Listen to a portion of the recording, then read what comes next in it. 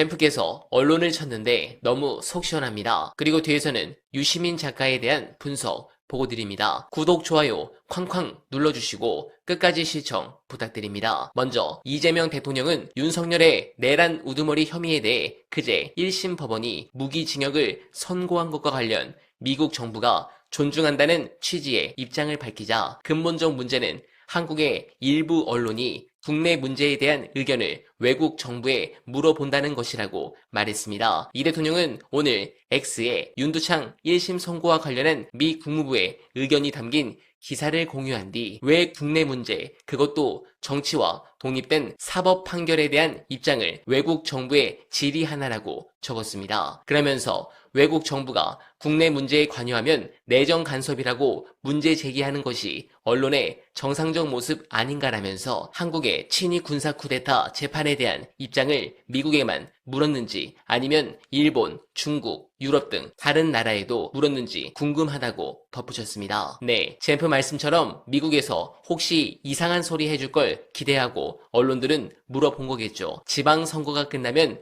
역대급 언론 개혁이 있을 것 같은데 기대가 됩니다. 관련해 최근 민주당 내부에서 가장 핫한 분석 끝까지 봐주시고 여러분들의 생각 댓글로 부탁드립니다.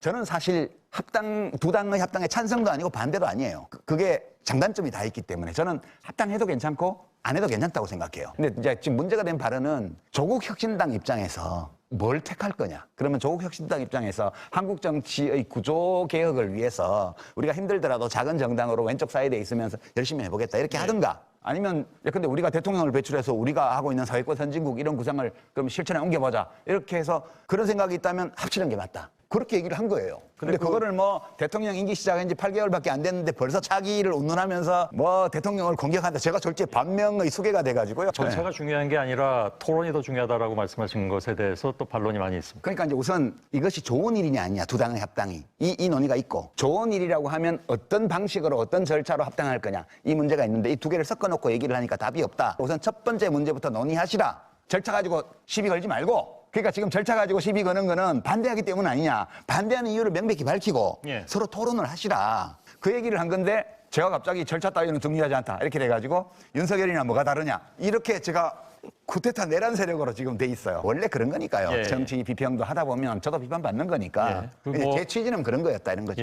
근데 저는 그 양당의 합당 문제보다 더 중대한 거는 그것을 계기로 해서 불거진 것이 지금 끝도 없이 내부 권력투쟁 비슷하게 이렇게 전개되고 있잖아요. 무슨 이상한 모임도 만들어지고. 그러니까 민주당에서 지금 특히 원내를 중심으로 벌어지고 있는 일련의 사태가 합리적으로는 설명하기 어려운 이상한 방식으로 지금 진행되거든요. 이게 더 중대한 사안. 사실 말하기가 좀 망설여지긴 하는데 이거를 또 말했다가는 지금 제가 이제 반명 저를 공격하는 흐름이 있어요. 이제 제가 전제를 그냥 말씀드릴게요. 전제를 두고 말씀을 드리는데 저는 누구의 의견도 대신해서 말하는 사람이 아니에요. 저는 민주당 당원도 아니고요. 민주당에 개입하는 사람도 아니에요. 저는 어떤 일이 벌어지면 이것이 어떤 일인지 왜 저런 일이 생기는지를 그냥 생각하고 사람들이 물어보면 내 생각은 이래요라고 말하는 사람에 불과하거든요. 비평을 업어로 하는 사람도 아니고 이렇게 안 나오려는데 자꾸 나와서 얘기하라 그래서 어쩌다 가끔 어디 나가서 얘기하는 사람인데 이제 그런 전제를 두고 제가 말씀을 드리면 제가 이제 민주당 내부가 좀 이상하다고 느낀 거는 이재명 대통령 당선 직후부터예요. 그러니까 그 지금 정청래 대표가 뽑힌 전당대회 때부터 좀 이상하다고 봤어요. 사람들은 제가 김민석 총리하고 그 24년 전에 있었던 그 일 때문에 감정이 쌓여서 그렇다고 어떤 분들은 얘기를 하던데 감정이 안 풀려서. 김민석 총리가 그때 다른 당으로 가버린 것. 정몽준 씨한테 갔던 거 그것 때문에. 근데 그거 아니에요. 저는 그 뒤로 최근에 이해찬 대표님 장례식 연결식장 그 빈소에서 만나기 전까지 어떤 대화도 24년 동안 나눠준 적이 없고요. 김민석 씨하고. 제가 또 공개적으로 칭찬도 엄청 했어요. 정청래 대표하고도 2007년도에 제가 당을 나온 뒤로 19년 동안 단 한 번도 얼굴을 마주낸 적이 없었어요. 아무 관계 없습니다, 저는. 그런 사람으로서 이상하다고 느낀 거는 원내에서 압도적으로 박찬대 후보를 지지했어요, 의원들이. 그런데 당원들의 투표는 약 7대3 가까운 비율로 정청래 후보의 압승이었어요. 거의 더블 스코어로. 이게 뭐지? 왜 원내 국회의원들과 당원들의 흐름이 이렇게까지 다른가? 라는 것 때문에 저는 약간 불안했어요, 그때부터.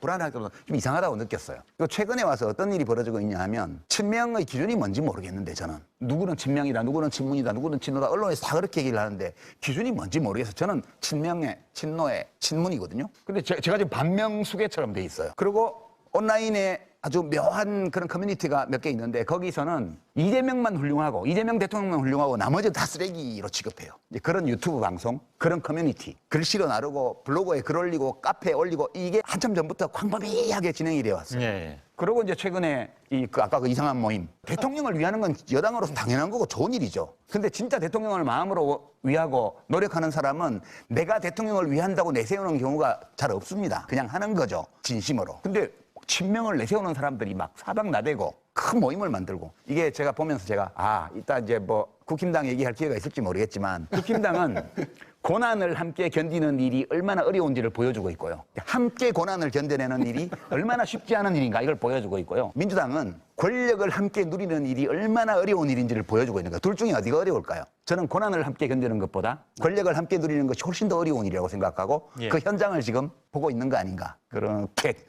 생각합니다. 그러니까 되게 자연스러운 일이라는 거예요. 좀 이상하긴 해도 양상이. 나오라고 지령을 내리는 게 아니고요. 나오시는 게 바람직해요. 비평을 하는 거예요. 그런 모임을 못 알아요. 그냥 진짜 이 검찰의 그동안의 그런 불법 행위가 있었다는 확신이 들면 국정조사를 하든가 입법권을 행사를 해야지. 아니 멀쩡하게 압도적 과반수를 가진 여당에서 무슨 1000만 명 서명운동을 한다고 그러고 저는 보면서 시대가 바뀌었나? 내가 미쳤나? 많은 사람들이 미친 것 같은 짓을 하면 그 사람들이 미쳤거나 제가 미쳤거나 둘 중에 하나일 거 아니에요. 예. 둘 다 미쳤을 수도 있지만 저는 제가 미쳤나 아무리 생각해봐도 제가 미친 것 같지는 않아요. 네, 유시민 작가와 김어준 총수를 최근 비판하는 분들이 많아졌습니다. 물론 일정 부분 김어준 총수의 분석에 대해서 맞지 않는다는 거 잘 압니다. 민감한 부분에 사감을 드러냈기 때문에 일부의 같은 진영 지지자들에게도 큰 반감을 산 건 맞습니다. 다만 그분들이 지난 20년간 민주진영 1위 스피커였던 이유는 간단합니다. 둘 다 실수도 많이 했었고 오판도 많이 했었지만 최소한 지금까지 한 번도 배신하지 않았고 판단의 근거가 사리사욕이 아니었기 때문입니다. 우리는 제한적인 자료로 전체를 판단해야 하기 때문에 진실을 찾는데 어려움이 있습니다만 당장의 인기의 편승에 이낙연, 윤석열에 열광했던 오판은 다시 하지 않아야 합니다. 이럴 땐 가장 확실한 근거인 그 사람의 과거를 보면 미래도 어느 정도 예상 가능합니다. 김어준, 유시민의 영향력은 누가 준 감투가 아닙니다. 대중이 선택해서 만들어준 결과일 뿐입니다. 그게 부러우면 김어준을 깔 게 아니라 유튜버인 우리들이 더 매력적인 콘텐츠를 만들면 됩니다. 근데 저는 그 누구보다 열심히 노력해 방송을 한다고 생각하지만 능력이 부족합니다. 적어도 제가 바둑 실력이 아마 7단 정도라 형세 판단은 정확하게 하는 편이기 때문입니다. 그래서 더 실력을 키우기 위해 노력하겠습니다. 그런 의미로 소중한 언알바 후원 부탁드립니다. 댓글에 고정된 내용을 통해 많은 사랑 부탁드리며 언알바는 오늘도 최선을 다하겠습니다. 여러분 고맙습니다.